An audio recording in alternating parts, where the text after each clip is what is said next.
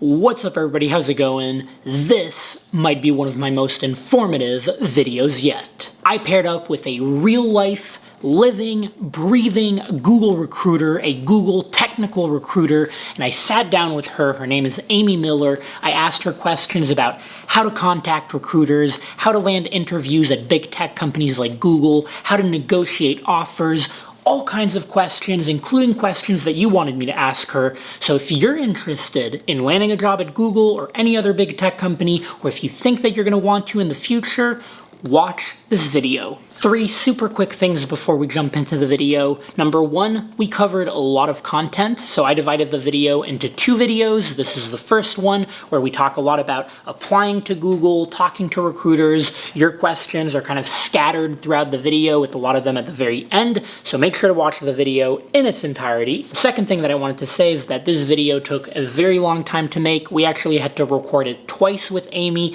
because of technical issues. It took forever to edit. So all that I ask of you in exchange for this free video is that you absolutely destroy the like button, if not for me, for Amy, because she was super nice to do this. And yeah, let's make that like button no longer work. Let's have YouTube engineers have to fix the like button because it's going to be destroyed so much. And then the final thing, the third thing that I wanted to say is that in the past 4 days, we've gotten 4 people, 4 algo expert customers who contacted us telling us that they got awesome offers, 2 of them at Google, 1 Amazon, 1 LinkedIn. So I just wanted to share that. If you're preparing for Google interviews or any other big tech company interviews, check out Algo Expert, promo code Clem, C-L-E-M. Let's dive into the video. Amy, great to see you again. You too, thanks for having me.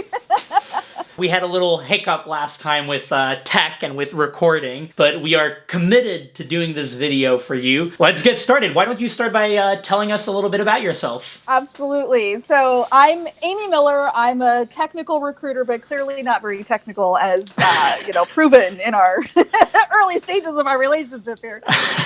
So I've been in tech for I guess it's coming up on 10 years and then recruiting about twice as long. So trying to demystify the job search and recruiting process for you guys. So thanks for having me. Yeah, it's awesome to have you here. I think you're going to give us some really valuable insight into this space that we all know about, but we don't necessarily know the behind the scenes about. And so you are a recruiter at Google. You were previously at Microsoft? I was, yes. I've been at Google about 1.5 years.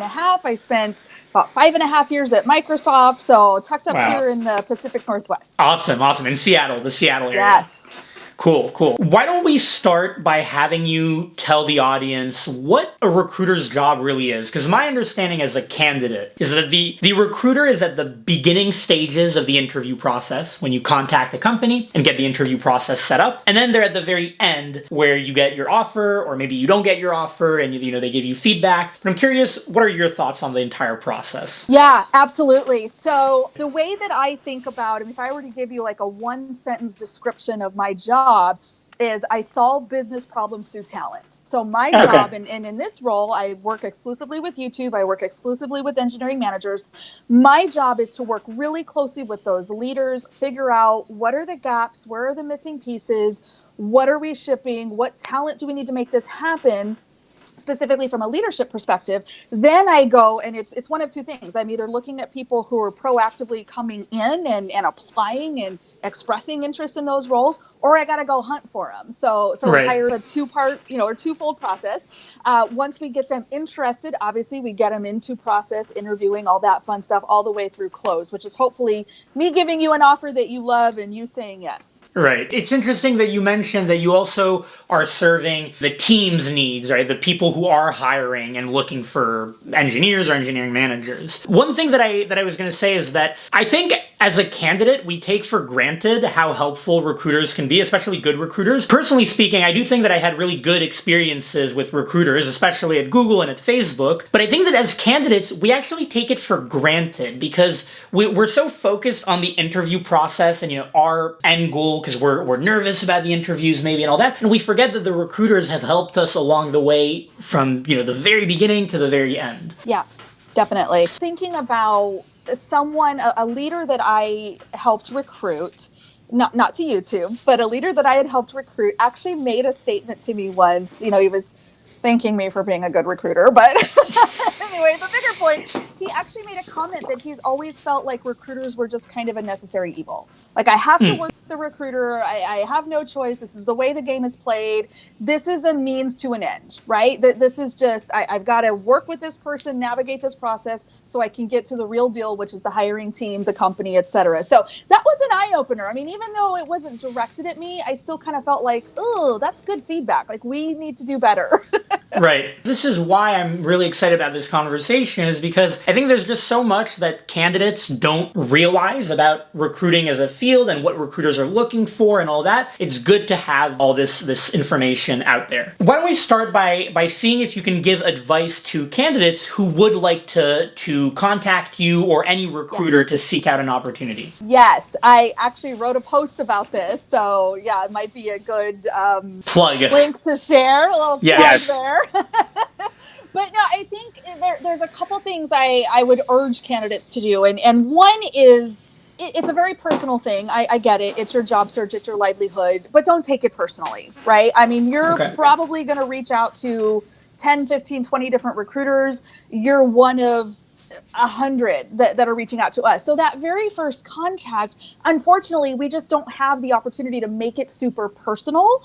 But we do want to make it super targeted. And so my advice to a job seeker, and what I would do myself if I were looking for a role, is first of all, I want to look at the people who are where I want to be. So think about target companies that you want to work for.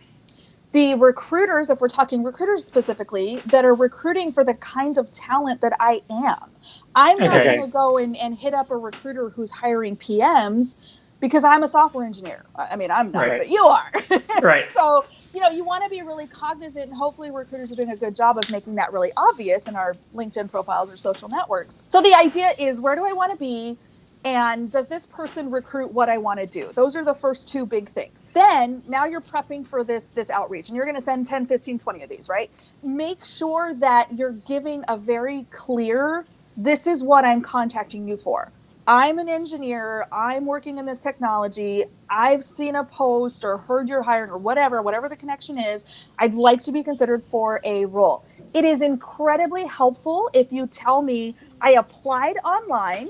So now I'm in your database, and here's the email address that I use, because the first thing I'm going to do is I'm going to go look you up. Oh, great. This person's interested. That never happens. They want to do what I need them to do. I'm going to go look you up and say, okay, do we have any history here? Is there anything that I can leverage to really start building this relationship? Because now we're going to make it personal. But so interesting. So you're saying that basically, let's say you're targeting Google, right? We're talking about Google here. I want to get a job at Google. I've found a recruiter, let's say on LinkedIn. They have their email address, or I've connected with them on LinkedIn. But you're saying to tangentially also submit your resume through an online application. Absolutely. Okay. And there's two reasons for that. One is, first of all, we can't really consider you until you apply. And that's a big company thing, OFCCP compliance, all that fun stuff. Like, it's just easier. It just eliminates a step right away. The second and really most important reason is, especially for big companies, recruiters are or should be searching their own database. I promise you, when I get a new opening, the very first thing I do is go to the database. First of all, who do I know? Who am I already working with? Secondly, who else has expressed interest at some point, maybe previously interviewed, maybe declined an offer a few years ago, whatever it may be. So just getting your info readily available to recruiters is such a help. And it helps you because now you have visibility to an army of recruiters. 1,000 recruiters who might be looking for a similar thing are going to be able to find you. Right. Okay, cool. So then this is actually actionable advice, right? You can you submit an online application, even if you think that it's a shot in the dark, which is something that I've always thought. And I'll admit, I've told people, like, online application is still worth doing, but it's a shot in the dark. But it is important for that crucial getting in the database step. Absolutely. And then contacting the recruiters, being very targeted, so telling them maybe, who you are, what you're looking for, telling them maybe that you're ready to interview or you're ready to start the process. Absolutely. Anything that helps me recognize the fit. So in my case, for example, it's very narrow, right? I need people that will go to San Bruno. I need people who've led engineering teams. I need people who probably have really solid distributed systems chops. those things I hope are pretty clear. I mean, and that's maybe something I'd love your audience to weigh in. Like, am I giving you that info? Go check out my profile. Tell me if I'm doing a good job. But, I think if you send me that message or email and say, hey, look, I've noticed all these things. This is who I am. I would love to work in San Bernardino, whatever it is. It just helps demystify, kind of from my seat, if I've got 100 of these emails to go through, I mean, the ones that are really giving me good, actionable, like we can talk tomorrow and let's make this happen, I'm going to hone in on first. Right. So it's funny, this brings me back to when I applied to Google. And now that you bring up this whole, applying online to put your thing in the database, I'm realizing that I had submitted an application online a month or two before I contacted recruiters on LinkedIn. It didn't go anywhere, the application online. But that's probably why they never re-asked me to do an online application afterwards. Yeah, I was in the database now. Absolutely. But then I contacted this recruiter who had his email on LinkedIn. Now, he didn't specifically mention, I think, that he was an engineering manager recruiter or something like that, like you do. I think you do on your profile on LinkedIn. But what ended up happening is he wasn't the right person to contact, but he was kind enough to put me in touch with his colleague who was. Absolutely. So it sounds like from what you're saying, if you see someone online who has their contact information, but they don't necessarily specify what they're hiring for, might as well try, and hopefully they can connect to you. I would also add a line in that case, like, hey, you may not be the right person, but please feel free to forward to anyone in the company that I should be connected with. So you're giving me permission, because sometimes I feel a little weird about that. I'm like, oh, should I share this broadly? I don't necessarily want to share my colleagues' information back. Like, oh, here's the recruiter you want. Here's their info. Like, if that recruiter is that open, cool, but let them make that decision. So really kind of giving me permission to do exactly that is super helpful. So it sounds like the general theme here is that you really encourage candidates to be proactive, to clearly, unambiguously tell you what. Okay, that's important, because I think that some people might miss out on opportunities because they're not proactive enough. So this has been an ongoing discussion for at least 15 years. I mean, I think since the rise of the internet application and this kind of very impersonal process and how we hire. People often are advised to, or maybe think a best practice is to just be vague. Oh, I just want to network. Oh, I'll take any job. Oh, I can do anything. Can ya? I mean, I can't be an accountant. I promise you. I can't even balance my own checkbook. So, I think the more we can kind of hone in and get really specific, it only helps. Being too broad or being too like, oh, I just want to add you to my network. If you connect with me and say, I just want to add you to my network, awesome. And that's where it ends. Right. Unless you specifically look like an amazing candidate for something I have, or there's some other reason for us to chat, it may not go anywhere beyond that. So I think it's perfectly okay to just be really clear. Like, this is what I've done in the past. This is what my dream job looks like. I often ask candidates, and this is after they've agreed, like, yeah, I love Google. I want to come work with you. I actually say, forget about Google, take Google out of the equation. What is your dream job? What is the work that lights you up? Because that's going to give me the signals and the information that I need as we go through the process to be able to close you. Hey, you said that this thing was really important to you. Guess what? Google's given you this thing. Right. So don't be afraid to really give us significant detail. It only helps us do a better job as your advocate. Yeah. All right, so you heard her. The key is in the details and in being very clear, unambiguous about your intentions. So I guess now this brings me to another topic, which is here I'm probably going to ask you tough questions because I think it's very important, and of course, answer as you wish, but I think one of the concerns that a lot of candidates have, and this is one of the recurring questions in my post that I put on YouTube, is especially for entry-level candidates. And I know that you hire primarily engineering managers right now, but I think at Microsoft you were more broadly hiring just engineers. Yep. Entry-level candidates face this seemingly super tall mountain or hurdle, of how do we make ourselves look impressive to a recruiter? Right. Because we might not have work experience. We might not even have internship experience. How do we convey to that recruiter, we've found them, we've applied online, we've contacted them, we're clear. How do we tell them, take a shot on me? Like, I'm worth interviewing. Yeah, absolutely. So I think one thing to keep in mind is, especially at the college level, new grad hiring, those kinds of things, we're hiring on potential. We're not hiring because you've already shipped the company. We get it. You haven't done that yet. We're hiring you because you've shown through academic success, side projects, hackathons, things you can learn, you can adapt, you're interested in the work, things like that. And so then the next question I typically get is, oh, but I didn't graduate from MIT. Oh, I'm not a Stanford grad. And so there's a lot of concern around the bias. While I don't have the right pedigree, I don't come from the right school. I get it. As a non-college grad myself, trust me, there are 1,000 recruiting jobs that people have called me for, and I've looked at the description and said, oh, bachelor's degree required. And they're like, oh, yeah, I guess we can't move forward, which is mind-boggling to me, but that's another story. So I get it. So I get that there's some hesitation and reservation there. Here's what I would recommend to you. Think about your side projects. Think about research that you've been a part of. Think about anything that you've done just as a hobby. Some of the best engineering minds I've had the absolute honor of recruiting have side gigs. They have apps in the App Store. I don't care if nobody's bought the darn thing. You built it, and that's really cool. That tells me that you are proactive, that you don't just wait around to take direction. You're not waiting for a leader to come say, okay, go write this code. Right. You're actually thinking, oh, this is interesting. This is a problem that needs solved. Let me go solve it. That's amazing, and that stands out. So tell us about those side projects, and if you're not currently doing them, think about it.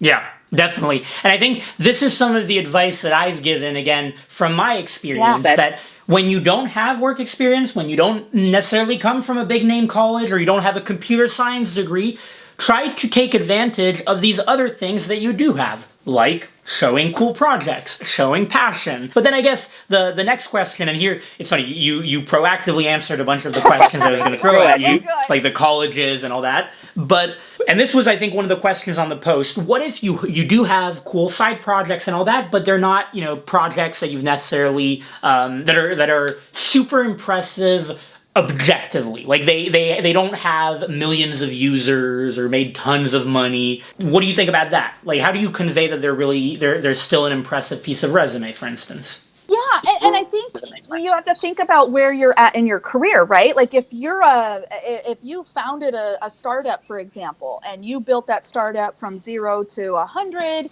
and you put an app out in the App Store and it has 1 billion users, like that's clearly a different ballgame, and that's probably somebody who's looking at leadership positions, right? So that's when it matters. It matters when it actually becomes your work history. If we're talking about, again, going back to hiring on potential, we're just looking at what you're capable of, what you're passionate about, what you're being proactive in. It doesn't matter. I mean, one of my favorite recruits of all time was an early career, maybe 2-3 years of experience, early career engineer, and was really passionate about tennis. And he had built this algorithm that I don't even know what it did. It measured something about likelihood of something for some famous tennis star, right? And I mean, I don't know anything about tennis, but just the idea that he put this together, he'd made a series of YouTube videos and this kind of stuff. Nobody's buying this app. Nobody's really using it unless you're super into tennis like this guy. But the fact that he had put this together and he went and taught himself some specific programming language to accomplish it, like those are the things that we really went, whoa, we need to hire him. Right. Yeah, so it really comes down to just trying to market yourself as best as you can with the stuff that you have. And it sounds like these projects, when people talk about, software engineering side projects, it might sound like a cliche, but it really is important, especially as a new grad. It's the one thing that you can really demonstrate. Yeah, nobody told you to do it. It wasn't for a grade. This is something that you just said, hey, I'm passionate about this. This is fun for me. I enjoy coding. I enjoy building solutions. I'm going to go do it for no reason other than to keep my skills sharp or to learn something new. How impressive is that, regardless of your industry? Right. And even if you already have work experience, it's cool to be able to have some side projects to show. Because it shows all these, even these other qualities like, maybe ambition or drive or initiative, these kinds of things that are implicit in that. Absolutely. A couple of other questions that I think are related to this, again, trying to tackle some of these concerns that people have. Yeah, definitely. Some people have concerns, for instance, that they might need to know a specific language, a specific programming language. Now, I think I know the answer to this question, but what are your thoughts on that? Do you need to know one best language for Google? Do you need to have one specific skill that all recruiters are looking for? Yeah, absolutely not. Right. I mean, and I even, kind of joke with my hiring managers about this, and they always tell me, look, if you can speak Java, you can speak C#, it's fine. I mean, they don't care, and Yeah. I think, it's interesting. This is anecdotal. Like, I don't have any scientific proof to back this up, but I feel like as I'm thinking about feedback and hiring manager responses and things like that, the people who've maybe jumped a bit or kind of done stuff in a bunch of different languages almost do better. Like, if you've just been like a C++ guy your entire life, sorry, Microsoft, that maybe, we love you, but I mean, it's not that it would hold you back. So I don't want anyone who is that person to feel bad, but I've never had a manager in, like I said, 10 plus years who've said, this person only codes in Java, I can't possibly use them, we use C#. Like, that has never happened. Right. And I think that especially at big tech companies like Google, it just doesn't even make sense from a business point of view to try to focus on like a specific language in a candidate. Because at the end of the day, like Google has teams that work in a ton of different languages. If you know one of the big five, the JavaScript, Python, Java, C++, you're going to be fine, or Golang. The running joke at Google is that for whatever programming language even the most out there of programming languages, there's someone at Google who can interview you in that language because Google has like that good of engineers. All the time. I'm always like, pick your crazy, not found an interviewer for doesn't matter what it is. You're absolutely spot on. So here's another one of these concerns that I think a few people, or a lot of people actually have always. I'm curious your thoughts on this. Basically, some people wonder if as international applicants, maybe they're not from the United States, but they want to work in the United States at Google, will they have a tougher time getting a job? Yeah, no, I mean, it's a fair question, and especially with just, the political climate these days, it's a tricky one. There's a lot to navigate there. I would say first and foremost, it's a work authorization issue. Work authorization is not controlled nor influenced by Google, Microsoft, Facebook, Amazon, none of them. We are all part of the same, if we're talking H-1Bs, we're all subject to the same lottery. So I think the short answer is possibly, but it really depends on the hurdles to getting that work authorization. So for folks who maybe joined big tech in their home country, it's oftentimes a pretty easy L1 transfer. If you're coming fresh out of certain countries, some are harder than others, and it really is a government issue. It's sadly not something we can influence. I always say, let's just start the conversation. I've got candidates in South America right now that we're talking to, and hopefully getting close to bringing folks on site. And, at some point, obviously, we're going to have to figure out if we want to make an offer, what does that look like, and how do we navigate those waters? But I would never, and I don't think any recruiter should, unless there is a clear business justification, for example, like a cleared position or a federal government contract that has certain requirements, should ever make that a reason to talk or not talk to someone. Like that is an HR legal stuff that has nothing to do with establishing your fit for the job. Gotcha. Yeah, that makes sense. And I think one thing about Google that's really cool is that Google has offices in lots of places. Yes. Lots of places outside of the United States. And so I would highly encourage people to not only start the conversation, but also be open to maybe applying to an office in your country or in a nearby country. And then after that, once you get in, Google has a lot of flexibility and mobility internally. Absolutely. You might be able to transfer to the U.S. if you want to go to the U.S. Absolutely. Yeah. And there's other countries that have different relationships. So, maybe it's super easy to go from like Germany to Australia or something. I don't know. I'm making stuff up now. But, I think that's a great call out. Like, don't limit yourself to the mothership. We're growing faster outside of the Bay Area, as from what I can see, just my limited view as far as hiring. So, don't limit yourself. Don't think like, if I want to work for Google, I got to go to Mountain View. Nah, not even remotely true. And also, let's be honest, Mountain View is by no means the best office. It's a nice vacation spot. It's like a nice Disneyland to visit for like a week. But otherwise, you go back to the Seattle or New York office. Definitely enjoyed my time at orientation, but I'm not in a hurry to go back. Alright, so like I mentioned at the beginning of the video, I divided this talk into 2 videos. In the second video, we're going to be talking a lot more about offer negotiation and interview preparation, all that good stuff. That'll be in the second video. But for the rest of this video, I asked Amy a bunch of back-to-back questions that you all wanted me to ask her from the community post. How would you suggest a high school or early college student prepare for potentially getting a career at Google? Okay, so definitely start some of those side projects like we talked about. Look up different courses. There's Coursera, Khan Academy. You'll probably have a lot more recommendations, but think about things that you can start studying, start learning. Take advantage of things like explorerships and hackathons for high schoolers. Companies are getting better and better about going into high schools and making those things available. So sign up. Find out, talk to your guidance counselors, and if those things don't exist already, start hitting up engineers in your town and make them come to your school. They live for this stuff, I promise you. So basically just be super proactive. I think the key is always be proactive. Absolutely. And if you're starting this early, if you even had the thought of asking this question this early, you're probably like in the right mind. 100%. What kind of resume and cover letter do Google recruiters prefer? So don't need a cover letter. Cover letters are just, I don't read them, to be honest. So cover letter not required. The resume should be long enough to tell your story. There's a lot of discussion about, oh, it should only be 1 page or whatever. That's nonsense. Don't listen to those people. It needs to just simply tell your story. Recruiters are looking for actionable, measurable accomplishments and achievements. So I want to know what you've done, how long you've been doing it, and I want to see growth. So if you've been promoted or you've, kind of had a career trajectory, those are kind of the signals that I'm looking for. I know for more entry-level folks that's not as applicable, but again, just tell me what you're capable of and tell me what you've accomplished and things that you can measure. That's the key. Interesting. And just one follow-up question about the 1 page thing. Do you think that if you can keep it to 1 page, it is still better just to have it more concise? I mean, look, here's the reality. I haven't worried about resume page length in 10 years, which was the last time I printed a resume. It just doesn't matter. I'm looking at it on a screen. As long as it's interesting and relevant, I'll keep reading it. It doesn't matter how many pages it is.